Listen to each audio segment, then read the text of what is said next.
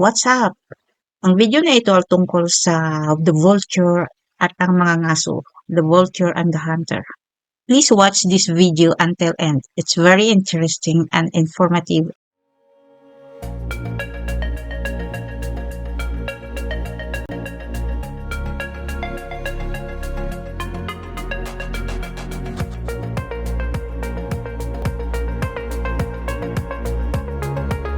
Ang mangangaso at ang alimainggong lawin or vulture. May isang mangangaso na naninirahan sa gubat. Siya ay bihasa sa paggamit ng kanyang pana at palaso, at madalas niyang pinapatay ang mga hayop para sa pagkain at balahibo. Wala siyang mga kaibigan o pamilya, at siya ay nag-iisa at malungkot. Isang araw, nasugatan niya ang isang USA gamit ang kanyang palaso, USA. ngunit tumakas ito bago niya ito mabuntot. Sinundan niya ang tibok ng dugo, umaasang makita ang kanyang inuuling biktima. Nakarating siya sa isang malaking puno, kung saan nakita niya ang isang malaking alimainggong lawin na nakatambay sa sanga. May matinik na mata ang alimainggong lawin, at ito ay nakakita sa USA na namamatay sa ilalim ng puno. USA na naman. Lumapit ang mangangaso sa puno, at nagsalita ang alimainggong lawin sa kanya. Magandang araw, mangangaso. Nakikita kong hinahanap mo ang iyong USA. Nandoon iyon, ngunit akin na ito ngayon. Aking unang nakita at aking kinuha. Nagalit ang mangangaso at sinabi, "Hindi, akin iyan. Ako ang pamana sa ito ng aking palaso, at may karapatan akong kunin ito. Isa ka lamang na tagapag-ayos ng mga patay, at wala kang karapatan dito." Sinabi ng alimainggong lawin, "Mali ka, Hunsterman. Tumama ka nga sa USA, ngunit hindi mo ito USA napatay. na naman. Namatay ito ng sarili nitong kusa, at natagpuan ko ito bago mo. Wala kang karapatan na kunin ito mula sa akin." Nag-argue ang mangangaso at ang alimainggong lawin ng matagal, ngunit hindi sila magkasundong sino ang may-ari ng USA. Naisipan nilang solusyonin ang kanilang alitan sa pamamagitan ng pagtatanong sa isang matandang pangawin na naninirahan malapit doon.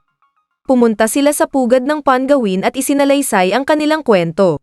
Nagpatuloy ang pangawin sa pakikinig, at pagkatapos ay sinabi, "Narinig ko ang inyong mga argumento, at mayroon kayong bahagi ng katotohanan, ngunit mayroon ding bahagi ng kasalanan.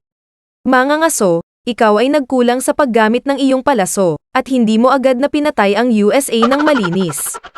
Alimainggong lawin, ikaw ay sobrang sekim sa iyong hawak, at hindi mo inrespeto ang pagsisikap ng mangangaso.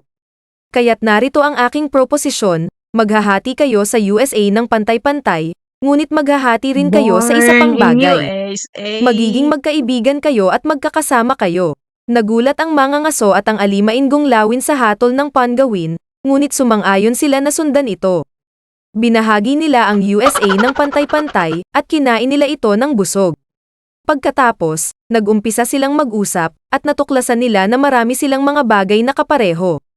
Pareho silang mahal ang gubat, pareho nilang itinuturing ang kanilang kalayaan, at pareho silang may kakayahan magpatawa. Naging mabuting kaibigan sila agad, at naisipan nilang manirahan na magkasama sa gubat. Tinuruan ng mangangaso ang alimainggong lawin kung paano manggaso gamit ang kanyang pana at palaso, at tinuruan ng alimainggong lawin ang mangangaso kung paano hanapin ang mga biktima mula sa malayo. Tinutulungan nila ang isa't isa sa mga oras ng pangangailangan, at masaya sila sa piling ng isa't isa.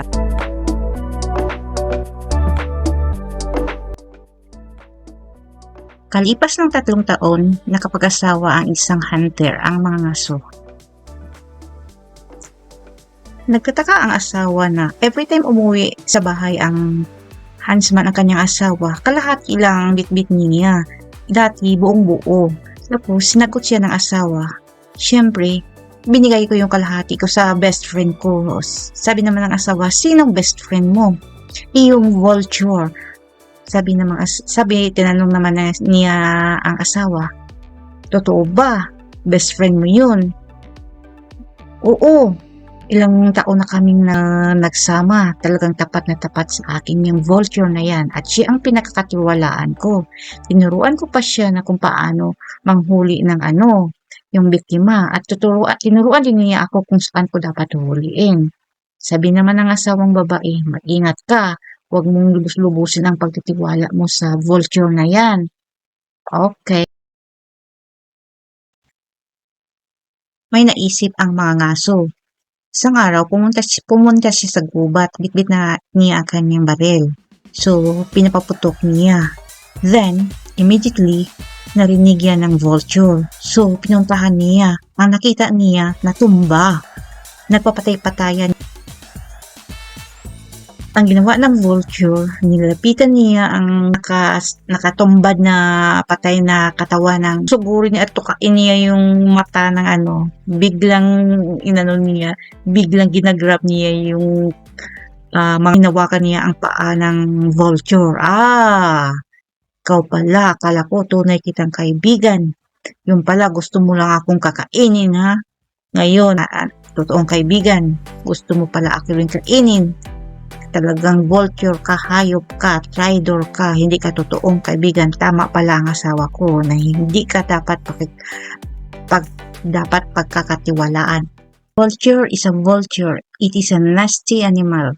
So the lesson we learn here is be discerning, be careful of all the friends, people you get involved to. Don't completely trust them. Be discerning, be aware. Don't, because there are a lot of vultures out there.